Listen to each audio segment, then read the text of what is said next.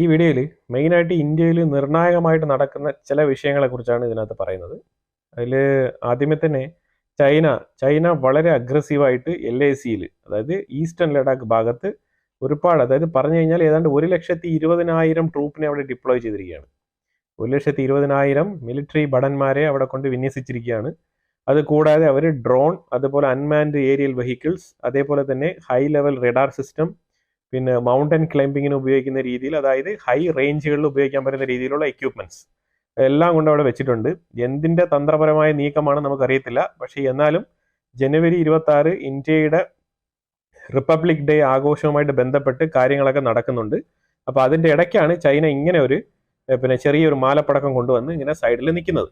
അപ്പോൾ ഇത് എന്തുകൊണ്ടാണെന്ന് പറഞ്ഞാൽ, ഇപ്പം ദംചോക്ക് എന്ന് പറഞ്ഞാൽ ഇതിന് മുമ്പ് നമ്മൾ ഒക്ടോബറിൽ സംസാരിച്ച് ഒരു തീരുമാനത്തിലെത്തി, രണ്ടുപേരും കൂടെ ഒരു എഗ്രിമെന്റ് ഒക്കെ ഒപ്പിട്ട് അവിടെ നിന്ന് ഡിസെൻഗേജ്മെന്റ്, മിലിറ്ററി ഡിസെൻഗേജ്മെന്റ് ചെയ്ത് നമ്മൾ കഴിഞ്ഞ ഡിസംബറിൽ ഒരു തവണ പട്രോളിംഗ് നടത്തി തീർത്തതുമാണ്. അപ്പൊ ആ രീതിയിൽ ഇരിക്കുന്ന സ്ഥലത്താണ് വീണ്ടും ദംചോക്കിൽ തന്നെ അവർ വീണ്ടും ഇതേപോലെ ഈ ഒരു എഗ്രിമെന്റ് ഒക്കെ ലംഘിച്ചുകൊണ്ട് അവരുടെ ബറ്റാലിയൻസിനെ കൊണ്ട് വിന്യസിച്ചിരിക്കുന്നത്. ഇത് നമ്മൾ അന്ന് തന്നെ നമ്മൾ പറഞ്ഞിട്ടുണ്ടായിരുന്നു, ചൈനയെ ഒരിക്കലും വിശ്വസിക്കാൻ പറ്റത്തില്ല. ചൈന അവർ പലതരത്തിലുള്ള ഗൂഢതന്ത്രങ്ങളിലൂടെയാണ് അവർ കാര്യങ്ങൾ നടപ്പിലാക്കാൻ ശ്രമിക്കുന്നത്. അതുകൊണ്ട് തന്നെ ചൈനയെ നമ്മൾ എന്നേക്കുമായിട്ട് മാറ്റി നിർത്തുന്നത് തന്നെയാണ് നല്ലത്. ചൈന കുറച്ച് പ്രതീക്ഷിച്ചു, അതായത് അവർ ഒരു നയപരമായിട്ടുള്ള ചില അയവുകൾ വരുത്തി കഴിഞ്ഞാൽ ഇന്ത്യ പെട്ടെന്ന് തന്നെ അവർക്ക് ഒരു ഗേറ്റ് ഓപ്പൺ ചെയ്ത് അവർക്ക് ഇൻവെസ്റ്റ്മെന്റിനുള്ള സാഹചര്യങ്ങളെല്ലാം ഒരുക്കും എന്നാണ് കരുതിയത്. പക്ഷേ ഇന്ത്യ കൃത്യമായിട്ട് ഈ ഒരു US ഒരു പൊളിറ്റിക്കൽ ചേഞ്ച് വരുന്നത് വരെ ഇന്ത്യ ഒരു രീതിയിലുള്ള ഇൻവെസ്റ്റ്മെന്റുകൾക്കും ഒരു ഗേറ്റും ചൈനയ്ക്ക് ഓപ്പൺ ചെയ്ത് കൊടുത്തിട്ടില്ല. ആ ഒരു എഗ്രിമെന്റ് കഴിഞ്ഞിട്ട് ഇതാ ഒക്ടോബറിലെ എഗ്രിമെന്റ് കഴിഞ്ഞ് ഏതാണ്ട് 4 മാസം പൂർത്തിയായപ്പോഴും ഇതുവരെ ഒരു രീതിയിലുള്ള ഇൻവെസ്റ്റ്മെന്റുകൾക്കും ഇന്ത്യ ഓക്കെ പറഞ്ഞിട്ടില്ലായിരുന്നു.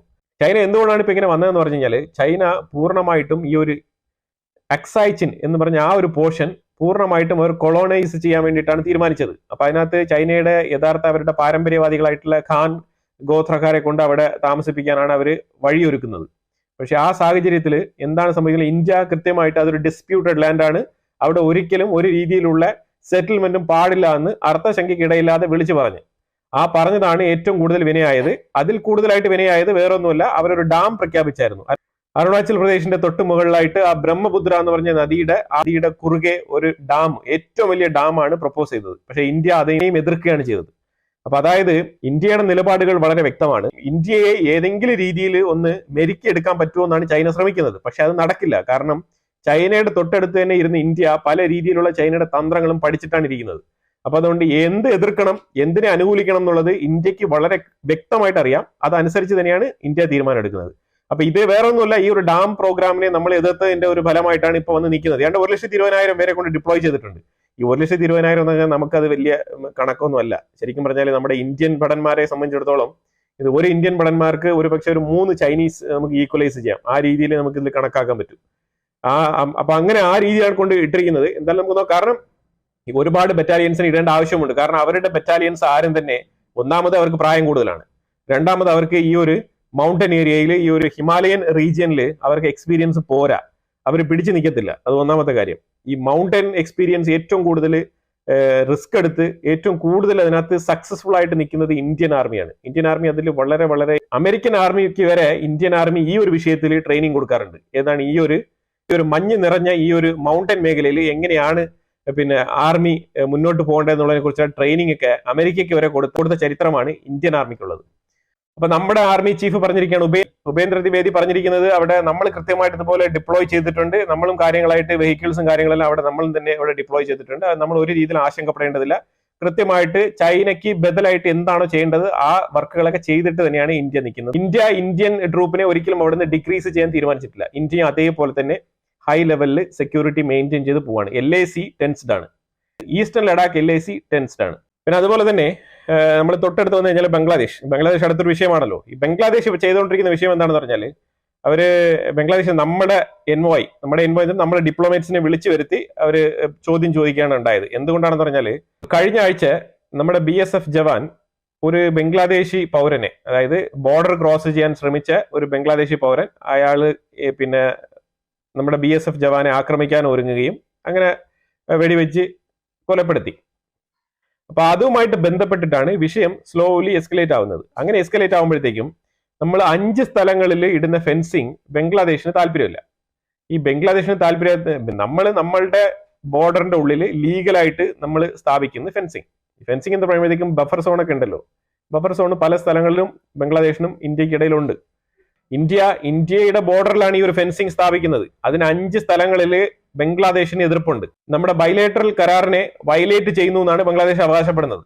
അപ്പൊ അതിൽ കൃത്യമായിട്ട് ഇന്ത്യ പറഞ്ഞിരിക്കുന്നത് ഇന്ത്യയുടെ ബോർഡറിന്റെ ഉള്ളിൽ ഇന്ത്യക്ക് ഫെൻസിങ് ഇടണോ, ഇല്ലെങ്കിൽ ചുമര് വെക്കണോ, ഇല്ലെങ്കിൽ മതിൽ പണിയണോ എന്നുള്ളതൊക്കെ ഇന്ത്യയാണ് തീരുമാനിക്കുന്നത്. അത് ബംഗ്ലാദേശ് അല്ല എന്നുള്ളതാണ് നമ്മളുടെ ഡിപ്ലോമാറ്റ്സ് അവിടെ കൊടുത്ത മറുപടി. അപ്പൊ ഇതിനെതിരെയാണ് ആ ഡിപ്ലോമാറ്റ്സിനെ വിളിച്ചു വരുത്തി അവർ ചോദിച്ചപ്പോഴത്തേക്ക് ഇന്ത്യൻ ഡിപ്ലോമാറ്റ് പ്രണയ് വർമ്മ വളരെ വ്യക്തമായിട്ട് അതിനുള്ള ഉത്തരം കൊടുക്കേണ്ടത്, നിങ്ങൾ ഇതുപോലെ മറ്റേ കടത്തൽ പ്രവർത്തനങ്ങളും നിങ്ങൾ ഇതേപോലെ മനുഷ്യക്കടത്ത് ചെയ്യുന്നതും അതേപോലെ ഈ മറ്റുള്ള മരുന്ന് പ്രവർത്തനങ്ങളും ആ രീതിയിലുള്ള ഇല്ലീഗലായിട്ടുള്ള എല്ലാ പ്രവർത്തനങ്ങളും നിങ്ങൾ ഇതിനകത്ത് ചെയ്യുന്നുണ്ട്. അത് തടയാൻ വേണ്ടിയിട്ടാണ് ഇന്ത്യൻ ഗവൺമെന്റ് ഇന്ത്യയുടേതായിട്ടുള്ള നിലപാടെടുക്കുന്നതാണ് വളരെ വ്യക്തമായിട്ട് പറഞ്ഞത്. അത് പറഞ്ഞപ്പോൾ അവർക്ക് ബോധ്യപ്പെട്ടു, ആ കാര്യം അവിടെ തീർന്നു. അതുപോലെ തന്നെ ഇന്ത്യൻ ഗവൺമെന്റ് അതേപോലെ തന്നെ ഇന്ത്യ ബംഗ്ലാദേശ് എൻവോയെ വിളിച്ചു വരുത്തി ഇതേപോലെ തന്നെ ചോദ്യം ചോദിക്കുകയുണ്ടായി. നിങ്ങൾ ഈ രീതിയിലല്ല, കുറച്ചുകൂടെ ഹാർഷായിട്ട് തന്നെ ചോദിച്ചത്. ഏത് കാരണം കൊണ്ടാണ് നമ്മുടെ എൻവോയെ നിങ്ങൾ വിളിച്ചു വരുത്തി ചോദ്യം ചോദിച്ചത്? അതിന് എന്ത് കാരണമാണുള്ളത്? ഫെൻസിങ് ഇടുക എന്നുള്ളത് പ്രാഥമികമായിട്ട് നമ്മളുടെ കരാറിൽ ഉള്ള കാര്യമാണ്, അത് ഇല്ലാത്തതല്ല. അപ്പം ഇത് പറയുന്ന ചില അത് ബംഗ്ലാദേശും ഇന്ത്യയും തമ്മിൽ ചില ബോർഡറുകളിൽ ഈ ബംഗ്ലാദേശിന്റെ ആൾക്കാർ ഇന്ത്യക്കുള്ളിൽ വരികയും ഇന്ത്യയുടെ ആൾക്കാർ ബംഗ്ലാദേശിന്റെ ഉള്ളിൽ പോയിട്ട് കൃഷി ചെയ്തിട്ട് വീണ്ടും മടങ്ങി വരുന്ന ഏർപ്പാടുണ്ട്. ആ രീതിയിലുള്ള ചില സ്ഥലങ്ങളിൽ ചില നിർണായക തീരുമാനം എടുക്കേണ്ടതുണ്ടായിരുന്നു. ആ സ്ഥലങ്ങളാണ് മുമ്പ് പറഞ്ഞു വെച്ചിരുന്നത്. പക്ഷേ ഇന്ത്യയും ബംഗ്ലാദേശുമായിട്ട് ബന്ധപ്പെട്ട് ഈ ഒരു ഇടപെട്ട കാലത്ത് ഉണ്ടായ ഈ ഒരു റിലേഷൻഷിപ്പിൽ തകർച്ച, അതിനുശേഷം കൂടുതൽ ഇന്ത്യൻ ആൾക്കാർ ബംഗ്ലാദേശ് ബോർഡറിന്റെ ഉള്ളിൽ കൂടുതൽ പോകാറില്ല എന്നുള്ളതാണ്. അപ്പൊ ആ രീതിയിലാണ് ഇപ്പൊ ഇതിനകത്ത് അഥവാ ഈ ബോർഡർ മേഖലയിലുള്ള ഈ സ്ഥലങ്ങളിൽ ബംഗ്ലാദേശിന്റെ ഉള്ളിലുള്ള കൃഷിഭൂമി ഇന്ത്യക്കാർ ഉപയോഗിക്കുന്നു എന്നുണ്ടെങ്കിൽ ഇന്ത്യൻ ഗവൺമെന്റ് അതിനുള്ള നടപടി എടുക്കണം എന്ന് പറഞ്ഞാൽ എന്ത് ചെയ്യണം? അവർക്ക് എത്ര സെന്റ് സ്ഥലമാണോ അവിടെ ഉള്ളത് ആ കൃഷി ചെയ്യാനുള്ള കൃഷിഭൂമി, അത് ഇന്ത്യക്കുള്ളിൽ അവർക്ക് അവൈലബിൾ ആക്കാൻ ശ്രമിക്കണം. എന്നിട്ട് ഈ ബോർഡർ അടച്ചു പൂട്ടണം. അതാണ് ചെയ്യേണ്ടത്. അപ്പൊ അതിനുള്ള നടപടിക്രമങ്ങളുമായിട്ടാണ് BSF മുന്നോട്ട് പോകുന്നത്. ഞാൻ ഓൾറെഡി നമ്മുടെ വീഡിയോയിൽ പറഞ്ഞിട്ടുണ്ട്, 4000 കോടി ബഡ്ജറ്റ് വെച്ചിട്ട് നമ്മളിപ്പോ ഈ ഫെൻസിങ് പ്രോഗ്രാം മുന്നോട്ട് കൊണ്ടുപോവാണ്. അതുപോലെ തന്നെ അസാമിന്റെ ഭാഗത്ത് ഒരു റിവർ ഉണ്ട്. ഇപ്പൊ നമ്മൾ ഒരു സെക്ഷൻ ബറ്റാലിയനെ നമ്മൾ അവിടെ വിന്യസിച്ചിരിക്കുകയാണ്. അവിടെ 24/7 ഡ്യൂട്ടിക്ക് ആളുണ്ട്. അപ്പൊ ഇത് പണ്ട് ഈ റിവർ ഈ ആറ്റിന്റെ വഴി കൂടെയാണ് ഇവമാർ ഏറ്റവും കൂടുതൽ ഇൻഫിൽട്രേഷൻ ചെയ്യുന്നത്. കാരണം അവിടെ ബോർഡർ ഇല്ല. അപ്പൊ അതിൽ ഇങ്ങനെ കയറി കടന്ന് ഇങ്ങനെ വരാമെന്നുള്ള രീതിയാണ് അവിടെ. അപ്പൊ അതുകൊണ്ട് അത് നടക്കാൻ പറ്റുന്നത്ര റിവറാണ്. അതിനകത്ത് നമ്മൾ മുങ്ങിപ്പോത്തൊന്നുമില്ല. പല സ്ഥലങ്ങളിലും ഈ മണലും ഈ ചെറിയ കല്ലുകളൊക്കെ അടിഞ്ഞുകൂടി കിടക്കുന്ന ചെറിയ പ്രദേശമാണത്. അതിനകത്തൂടെ നടന്നിങ്ങ് പോവാം. കാൽ മുട്ടാളവിന്റെ അത്രയും മാത്രമേ അതിനകത്ത് വെള്ളമുള്ളൂ. അപ്പൊ അതുകൊണ്ട് ആ രീതിയിൽ നടന്നു പോകാൻ പറ്റുന്ന ഒരു ബോർഡറാണ്. അപ്പൊ അങ്ങനെ പലരും ആ രീതിയിലാണ് ഏറ്റവും കൂടുതൽ കടന്നു വന്നുകൊണ്ടിരിക്കുന്നത്. അവിടെ നമ്മൾ BSF-നെ ഇപ്പൊ നിർത്തിയിട്ടുണ്ട്. ഇനി കടന്നു വന്നു കഴിഞ്ഞാൽ വെടിവെച്ചിടും, ഉറപ്പാണ്. അത് പറഞ്ഞിട്ടുണ്ട്.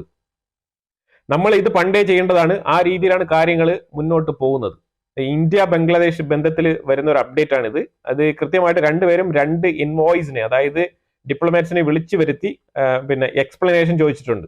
അതാണ് ബംഗ്ലാദേശാണ് ആദ്യം ചോദിച്ചത്. അപ്പൊ അവർ ചോദിച്ചത് കൊണ്ട് നമ്മൾ തീർച്ചയായിട്ടും നമ്മളും അത് ചോദിക്കാൻ ബാധ്യസ്ഥരാണ്. കാരണം നമ്മളുടെ ഭാഗത്ത് തെറ്റില്ല എന്നുള്ളതാണ്. അപ്പൊ അതുകൊണ്ട് പിന്നെ ഒരു വെടിവെച്ചിട്ടത് അത് ഏതൊരു ബറ്റാലിയനെയും, നമ്മളിപ്പം ഇന്ത്യൻ ബറ്റാലിയൻ അല്ല, ഏതൊരു രാജ്യത്തെ പട്ടാളക്കാരനെയും പോയിട്ട് തോണ്ടിക്കഴിഞ്ഞാൽ ചിലപ്പോൾ ഒരെണ്ണം കിട്ടിയെന്ന് വരും. അങ്ങനെ കിട്ടിയതാണ് ആ ഉണ്ട, അതിൽ തീർന്നതാണ് ആ വെടി. അടുത്ത പ്രശ്നം ഒബ്വിയസ്ലി പാകിസ്ഥാനാണ്. നമ്മൾ ഈ കഴിഞ്ഞ 2024 കശ്മീരിൽ നമ്മൾ വധിച്ച തീവ്രവാദികളിൽ, എൻകൗണ്ടർ ചെയ്ത തീവ്രവാദികളിൽ, പിടിച്ചെടുത്ത തീവ്രവാദികൾ, ഇത്തരം 3 കാറ്റഗറിയിൽപ്പെട്ട തീവ്രവാദികളിൽ ഏറ്റവും കൂടുതൽ എൻകൗണ്ടർ ചെയ്തത് 60% പാകിസ്ഥാനികളാണ്. ഇത് തെളിവ് സഹിതം, തൊണ്ടി മുതൽ സഹിതം തെളിവ് സഹിതം ഇന്ത്യ റെക്കോർഡഡ് ഡോക്യുമെന്റഡ് ആക്കിയിട്ടുണ്ട്. ഇത് UN-ൽ സബ്മിറ്റ് ചെയ്യാൻ വേണ്ടിയിട്ട് കഴിഞ്ഞ ആഴ്ച തന്നെ ഇതിന്റെ മൂവ്മെന്റ്സ് ഓൾറെഡി നടന്നതാണ്. അപ്പൊ ഇത് ഇങ്ങനെ നടന്നുകൊണ്ടിരിക്കുന്ന സമയത്ത് തന്നെ ഇത് ISI എന്ന് പറയുമ്പോൾ അറിയാലോ, ഇന്റലിജൻസ്, പാകിസ്ഥാൻ ഇന്റലിജൻസ് ഇത് മണത്തറിഞ്ഞ് അപ്പൊ കാര്യങ്ങൾ മുന്നോട്ട് പോകുന്നത് കൃത്യമായിട്ട് വിലയിരുത്തിക്കൊണ്ട് അവരൊരു കുടില തന്ത്രവുമായിട്ട് മുന്നോട്ട് പോവാണ്. എന്താണ് പാകിസ്ഥാൻ ഇപ്പൊ ചെയ്യാനുള്ള പദ്ധതി എന്ന് പറഞ്ഞാൽ, പാകിസ്ഥാൻ യുണൈറ്റഡ് നേഷൻസിൽ പോയിട്ട് കശ്മീരിൽ പ്ലെബിസൈറ്റ് കൊണ്ടുവരണമെന്ന് ആവശ്യപ്പെടുകയാണ്. പ്ലെബിസൈറ്റ് എന്ന് പറഞ്ഞാൽ മനസ്സിലായല്ലോ, അതായത് കശ്മീരിലെ ജനങ്ങളുടെ അഭിപ്രായം തേടണം. എന്തിനു വേണ്ടിയിട്ട്? ഈ കശ്മീർ അഥവാ ഈ ഒരു എൻറ്റയർ ജമ്മു കശ്മീർ റീജിയൻ ഇന്ത്യയോട് നിൽക്കണോ അല്ലെങ്കിൽ പാകിസ്ഥാനോട് നിൽക്കണോ എന്നുള്ളതിനെ കുറിച്ചുള്ള ഒരു അഭിപ്രായ വോട്ടെടുപ്പ് നടത്തണം. അതാണ് അതിന്റെ തീരുമാനം എന്ന് പറയുന്നത്. അപ്പം ഇതിൽ ഒന്നാമത്തെ കാര്യം മനസ്സിലാക്കേണ്ടത്, ഈ പ്ലെബിസൈറ്റ് നടത്തണം എന്ന് പറഞ്ഞു കഴിഞ്ഞാൽ പാകിസ്ഥാൻ ആദ്യം ഒക്കുപ്പൈഡ് കശ്മീർ വിട്ടു പോകണം. അതാണ് പ്ലെബിസൈറ്റിന്റെ ആദ്യത്തെ കണ്ടീഷൻ. ഇതിന് പാകിസ്ഥാൻ ഒരിക്കലും തയ്യാറാവാത്തത് കൊണ്ടാണ് ഇത്രയും കാലവും അവിടെ പ്ലെബിസൈറ്റ് നടത്താതിരുന്നത്. പ്ലെബിസൈറ്റ് നടത്തണം എന്നുള്ളത് UN-ന്റെ എഗ്രിമെന്റിൽ, UNSC എന്ന് പറയുന്ന യുണൈറ്റഡ് നേഷൻസ് സെക്യൂരിറ്റി കൗൺസിലിൽ ആ ഒരു എഗ്രിമെന്റിൽ നമ്മൾ ഒപ്പുവെച്ചിട്ടുണ്ടെന്ന് പറഞ്ഞാൽ ജവഹർലാൽ നെഹ്റു ആണ് അന്ന് ഇതിനെ എല്ലാം വിളിച്ചു കൂട്ടി ഒത്തുചേർത്തത്. അന്ന് നെഹ്റു ഇതിൽ ഒപ്പുവെച്ചിട്ടുണ്ട്. അത് വസ്തുതാപരമായ കാര്യമാണ്. പക്ഷേ എന്തുകൊണ്ടാണ് ഈ ഒരു പ്ലെബിസൈറ്റ് ഇത്ര കാലം നടക്കാതെ പോയതെന്ന് പറഞ്ഞു കഴിഞ്ഞാൽ, നെഹ്റുവിന് ഓൾറെഡി അറിയാം, അതായത് പാകിസ്ഥാൻ ആർമി ഈ ഒരു POK എന്ന് പറഞ്ഞ ഈ ഒരു ഒക്കുപ്പൈഡ് കശ്മീർ, ഈ ഒക്കുപ്പൈഡ് കശ്മീർ എന്ന് പറയുമ്പോൾ പലർക്കും തെറ്റിദ്ധാരണയുണ്ട്. ഒക്കുപ്പൈഡ് കശ്മീർ എന്ന് പറയുമ്പോൾ ഇപ്പുറത്ത് കിടക്കുന്ന ഒരു ആസാദ് കാശ്മീർ പറയുന്ന ആ ഭാഗമല്ല, ആ സ്ട്രിപ്പ് അല്ല പറയുന്നത്. ഈ ഒക്കുപ്പൈഡ് കശ്മീർ എന്ന് പറയുന്നത് ഇതെല്ലാം കൂടെ ചേർത്തിട്ടാണ്. ഗിൽജിറ്റ് ബാൾട്ടിസ്ഥാൻ തൊട്ട്, അതായത് അഫ്ഗാനിസ്ഥാൻ ബോർഡർ തൊട്ട് ആ കിടക്കുന്ന കംപ്ലീറ്റ് ഏരിയയാണ് ഈ POK എന്ന് പറയുന്നത്. അതാണ് പാക് ഒക്കുപ്പൈഡ് കശ്മീർ. ഇന്ത്യ വിളിക്കുന്നതാണ് കേട്ടോ. പക്ഷെ അതേസമയം അവര് ഇന്ത്യൻ അഡ്മിനിസ്ട്രേറ്റഡ് കശ്മീരിനെ അവർ വിളിക്കുന്നത് ഇന്ത്യൻ ഒക്കുപ്പൈഡ് കശ്മീർ തന്നെയാണ് അവർ വിളിക്കുന്നത്. അപ്പൊ ആ രീതിയിലാണ് ഇത് മനസ്സിലാക്കേണ്ടത്. അപ്പൊ അങ്ങനെ ഒരു പ്ലെബിസൈറ്റ് നടത്തണം എന്ന് പറഞ്ഞു കഴിഞ്ഞാൽ ഈ പാകിസ്ഥാൻ ഈ POK വിട്ട് പൂർണ്ണമായിട്ട് പിന്മാറണം. അതിന് പാകിസ്ഥാൻ തയ്യാറാവുമെന്ന് ചോദിച്ചാൽ ഇല്ല. പക്ഷെ അവർ ഇൻഡയറക്റ്റ് ആയിട്ട് പിന്നെ യുണൈറ്റഡ് നേഷൻസിൽ ഈ ഒരു സംവിധാനം പൊക്കിക്കൊണ്ടുവരാനുള്ള സാഹചര്യം ഒരുക്കുകയാണ്. എന്തിനാണെന്ന് വെച്ചാൽ ഒരു ഗ്ലോബൽ ടോക്ക് ആക്കാൻ വേണ്ടിയിട്ട്. അതായത് ഇവിടെ ഒരു പ്ലെബിസൈറ്റ് നടത്തിയിട്ടേ ഇന്ത്യ ഇങ്ങനെ ഒരു ആർട്ടിക്കിൾ 370 അബ്രോഗേറ്റ് ചെയ്യാൻ പാടുള്ളൂ എന്നുള്ള ഒരു വാദം പാകിസ്ഥാൻ ഉയർത്താൻ വേണ്ടിയിട്ടാണ് ഈ ഒരു ഈ പ്ലെബിസൈറ്റ് എന്ന് പറഞ്ഞ ഒരു സബ്ജക്ട് യുണൈറ്റഡ് നേഷൻസിൽ ഉയർത്തിക്കൊണ്ടുവരാൻ ശ്രമിക്കുന്നത്. കാരണം നമ്മൾ ഈ ആർട്ടിക്കിൾ 370 അബ്രോഗേറ്റ് ചെയ്തതിന് ശേഷം ഒരുപാട് മേഖലകളിൽ, ഒരുപാട് ഏരിയാസിൽ, ഒരുപാട് പല പല രാജ്യങ്ങളെ വെച്ചിട്ട് അവർ നമുക്കെതിരെ സംഘടനാ പ്രവർത്തനം നടത്തി എങ്ങനെയെങ്കിലും ഈ ഒരു ആർട്ടിക്കിൾ 370 ഇന്ത്യ ചെയ്തത് തെറ്റാണെന്ന് സ്ഥാപിക്കാൻ പല രീതിയിൽ ശ്രമിച്ചായിരുന്നു, നടന്നില്ല.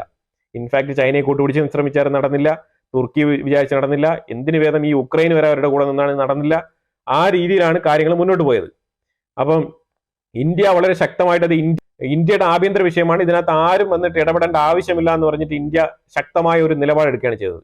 എനിവേ, അതൊരു സൈഡിൽ. പ്ലെബിസൈറ്റ് എന്തായാലും നടക്കാൻ പോകുന്നില്ല. പാകിസ്ഥാൻ ഇങ്ങനെ ഒരു ശ്രമം നടത്തുന്നു എന്നുള്ളത് നമ്മൾ മുൻകൂട്ടി അറിഞ്ഞു. അതാണ് ഇതിന്റെ ഒരു വസ്തുത.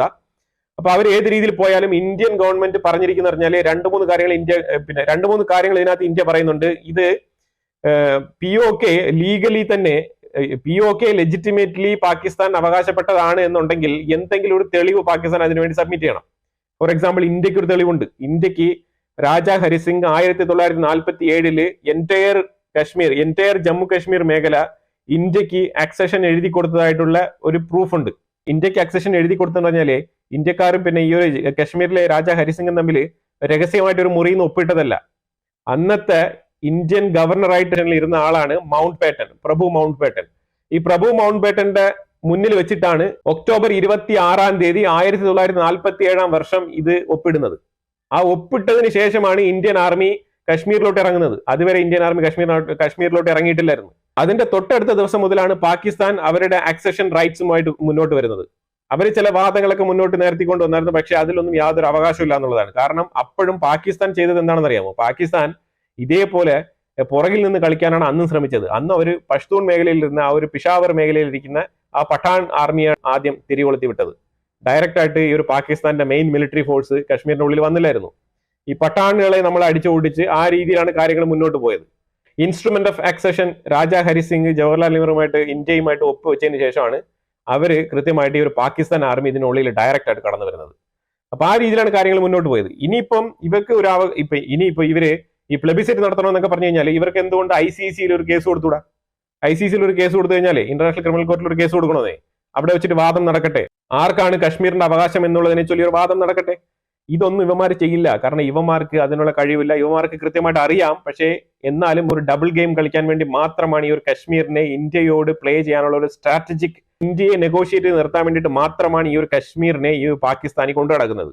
പാകിസ്ഥാനിലെ ഒരു ലേഡി, അവരുടെ പേര് സാമി ബലൂച്ച് എന്നാണ്. ഈ സാമി ബലൂച്ച് എന്ന് പറയുന്ന അവർ പറഞ്ഞിരിക്കുന്ന കാര്യം എന്ന് പറഞ്ഞാൽ, അതായത് ഈ ബലൂചിസ്ഥാനിൽ നിന്ന് ഈ ലിബറേഷൻ ആർമിയുടെ ഭാഗമായിട്ടോ അല്ലാതെയായിട്ട് വളരെ സാധാരണക്കാരായിട്ടുള്ള ആൾക്കാരൊക്കെ ഈ പാകിസ്ഥാൻ ആർമി പിടിച്ചോണ്ട് പോകുന്നുണ്ട്. പിടിച്ചോണ്ട് പോയിട്ട് അവർ റിലീസ് ചെയ്യുന്നുണ്ട്. പക്ഷേ റിലീസ് ചെയ്തതിനു ശേഷം വീണ്ടും അവരെ വാനിഷ് ആവുന്ന ഒരു അവസ്ഥയാണ്. പിന്നെ പലരെയും പിടിച്ചോണ്ട് പോയ ആൾക്കാരെ തിരിച്ചു വിട്ടിട്ടില്ല. ഇതുവരെ എവിടെയാണ് എന്താണെന്ന് പോലും അറിയത്തില്ല. ഇതൊരു ജെനോസൈഡ് ആയിട്ടാണ് കരുതുന്നത്. അതുകൊണ്ട് ജനുവരി 25 അവര് ഒരു കോൾ ഫോർ ചെയ്തിരിക്കുകയാണ്. ഒരു മീറ്റിംഗ് വിളിച്ചു കൂട്ടാണ്. അതായത് ഈ ഒരു ജനോസൈഡ് ചെയ്യപ്പെട്ട ആൾക്കാരെ ഓർക്കുന്നതിന്റെ ഭാഗമായിട്ട് ഈ ഒരു ദിവസം ആചരിക്കണം എന്ന് പറഞ്ഞിട്ട് അവർ കോൾ ഫോർ ചെയ്തിരിക്കുകയാണ്. ഇതൊക്കെ പാകിസ്ഥാന്റെ ഉള്ളിൽ എന്താണ് നമുക്ക് തരുന്ന മെസ്സേജ് എന്ന് പറഞ്ഞു കഴിഞ്ഞാൽ, ഒരു സൈഡ് അവർ കശ്മീരിന് വേണ്ടി നിലകൊള്ളുമ്പം അവരുടെ മറ്റുള്ള ഭാഗങ്ങൾ ഒലിച്ചു പോകുന്നത് അവർ അറിയുന്നില്ലേ, അല്ലെങ്കിൽ അറിയുന്ന പോലെ അഭിനയിക്കുകയാണോ എന്നാണ് നമുക്ക് മനസ്സിലാക്കാൻ പറ്റാത്തത്. ഇനി അതൊരു സൈഡിൽ നിൽക്കുന്ന ആ ഒരു സമയത്ത് തന്നെ നമുക്ക് പറയാനുള്ളത് പറഞ്ഞാല് പാകിസ്ഥാൻ ഇതിലൊരു കൃത്യമായിട്ടൊരു വയലേഷൻ നടത്തിയിട്ടുണ്ട്. അതായത് ഈ POK എന്ന് പറഞ്ഞത് ഒരു ഡിസ്പ്യൂട്ടഡ് ലാൻഡാണ്. ആ ഡിസ്പ്യൂട്ടഡ് ലാൻഡിൽ 1963 ഏതാണ്ട് 5180 സ്ക്വയർ കിലോമീറ്റർ ചൈനയ്ക്ക് കൊടുത്തിട്ടുണ്ട്. എന്ത് അവകാശം വെച്ചിട്ടാണ് കൊടുത്തത്? ഇത് ഡിസ്പ്യൂട്ടഡ് ലാൻഡ് അല്ലേ? ഇത് പാകിസ്ഥാന്റെ ലാൻഡ് അല്ലല്ലോ. അപ്പൊ ഇതൊക്കെ ക്രിമിനൽ കോർട്ടിൽ പോയി കഴിഞ്ഞാലോ യുണൈറ്റഡ് നേഷൻസിൽ പോയി കഴിഞ്ഞാലോ ഇന്ത്യ ഇതിനെ കൃത്യമായിട്ട് എണ്ണം പറഞ്ഞ് ഗണ്ണിക്കാനുള്ള രീതിയിലുള്ള പോയിന്റുകൾ ഇന്ത്യയുടെ സൈഡിലുണ്ട്. അതിലുപരിയായിട്ട് ഇപ്പൊ കയറ്റിവിട്ട ഏതാണ്ട് 60% തീവ്രവാദികളുടെ ലിസ്റ്റ് ഡേറ്റാ ബാങ്ക് ഇന്ത്യയുടെ കയ്യിലുണ്ട്. ഇമാതിരിയുള്ള പല പല തീവ്രവാദികളെയും അവരുടെ നാട്ടിനുള്ളിൽ സംരക്ഷിക്കുന്നതിന്റെ തെളിവുകൾ ഇന്ത്യയുടെ പക്കലുണ്ട്. ഇന്ത്യ കൃത്യമായിട്ട് കഴിഞ്ഞ ഒരു 8-9 വർഷങ്ങളായിട്ട് ഈ ഒരു പാകിസ്ഥാനെ ഗ്രേ ലിസ്റ്റിൽ വെച്ചുകൊണ്ട് FATF ഒരു 5 നയാ പൈസ ലോൺ പോലും കിട്ടാത്ത രീതിയിൽ അവന്മാരെ ഭിക്ഷ എടുക്കുന്ന രീതിയിൽ കൊണ്ട് എത്തിച്ചിട്ടുള്ളത് അത് ഇന്ത്യയുടെ ഒരു നയതന്ത്രം തന്നെയാണ്, അല്ലാതെ വേറെ ഒന്നുമല്ല അതിനകത്ത്. ആ രീതിയിൽ ഇവന്മാരെ ഗ്രേ ലിസ്റ്റിലും ബ്ലാക്ക് ലിസ്റ്റിലൊക്കെ ആക്കി മാറിയിട്ട് തട്ടിക്കളിക്കുന്ന ഇന്ത്യ ഇവരെ പന്ത് കളിക്കുന്ന പോലെയാണ് കളിക്കുന്നത്. ആ ഇവന്മാർക്ക് അനുഭവിച്ചിട്ടും മനസ്സിലാകുന്നില്ല എന്നുള്ളതാണ്. ഇത് ശരിക്കും പറഞ്ഞാൽ ഇവന്മാർ പൊട്ടന്മാരാണെന്ന് എനിക്കൊരു സംശയമുണ്ട്. അല്ലെങ്കിൽ ഇങ്ങനെ ഡിസ്പ്യൂട്ടഡ് ലാൻഡിനെ 1963 ഏതാണ്ട് 5180 സ്ക്വയർ കിലോമീറ്റർ വേറൊരു രാജ്യത്തിന് ഇവന്മാർ എഴുതി കൊടുക്കുമോ? അതും ഈ രാജ്യങ്ങളുടെ ഡിപ്ലോമാറ്റിക് ബന്ധം എന്ന് പറഞ്ഞാൽ അതിനകത്ത് നിരന്തരമായ ശത്രുക്കളും ഇല്ല, നിരന്തരമായ സുഹൃത്തുക്കളും ഇല്ല എന്നുള്ളതാണ്. ആ രീതിയിലാണ് ലോകമെമ്പാടും ഈ ഒരു ഡിപ്ലോമസിയെ ഹാൻഡിൽ ചെയ്യുന്നത്. നിങ്ങൾ ഒരു ഡിപ്ലോമാറ്റിക് ഹാൻഡ് ഷേക്ക് എന്ന് പറഞ്ഞാൽ നിങ്ങൾ എപ്പോഴും മനസ്സിലാക്കിക്കോണം, അത് 2 കൈയും കൂടെ ക്രോസ് ചെയ്തിട്ടാണ് കൊടുക്കുന്നത്. ഡയറക്റ്റ് ആയിട്ട് ഒരു ഹാൻഡ് ഷേക്ക് ഒരിക്കലും കൊടുക്കത്തില്ല. അതായത് ഒരു രാജ്യവുമായിട്ട് വെക്കുന്ന ബന്ധം മറ്റൊരു രാജ്യത്തിന് അറിയത്തില്ല എന്താണ് അതിന്റെ ഡിപ്ലോമസി എന്നുള്ളത്. ആ രീതിയിലാണ് ഒരു ഡിപ്ലോമാറ്റിക് ഹാൻഡ് ഷേക്ക് എന്ന് പറയുന്നത്. ചെറിയ ഹാൻഡ് ഷേക്ക് കൊണ്ടുപോലും മനസ്സിലാക്കാൻ പറ്റാത്ത ഈ ഒരു ഡിപ്ലോമസി, അപ്പൊ ചൈനയുമായിട്ടുള്ളത് അവർക്ക് ഡിപ്ലോമാറ്റിക് റിലേഷൻഷിപ്പ് തന്നെയല്ലേ? അങ്ങനെ ഒരു ഡിപ്ലോമസിയുടെ ഇടയിൽ ഇങ്ങനെ ഒരു വേറൊരു രാജ്യത്തിന്റെ ഭാഗമായിട്ടുള്ള സ്ഥലം 5180 സ്ക്വയർ കിലോമീറ്റർ എഴുതി കൊടുക്കാന്നൊക്കെ പറഞ്ഞു കഴിഞ്ഞാൽ ഇതിനെതിരെയൊക്കെ കേസ് കൊടുത്താലുണ്ടല്ലോ ഇവന്മാർ കുടുങ്ങും. എന്തായാലും ഇതിനെക്കുറിച്ചുള്ള അഭിപ്രായങ്ങൾ കമന്റ് ബോക്സിൽ രേഖപ്പെടുത്തുക. വീഡിയോ ഇഷ്ടപ്പെട്ടു കഴിഞ്ഞാൽ ലൈക്ക് ചെയ്യുക, ഷെയർ ചെയ്യുക. അതുപോലെ ആദ്യമായിട്ടാണ് ഈ ചാനൽ വിസിറ്റ് ചെയ്യുന്നുണ്ടെങ്കിൽ മറക്കാതെ ഒന്ന് സബ്സ്ക്രൈബ് ചെയ്യുക. വീണ്ടും അടുത്തൊരു വിഷയമായിട്ട് വരാം. Thank you so much.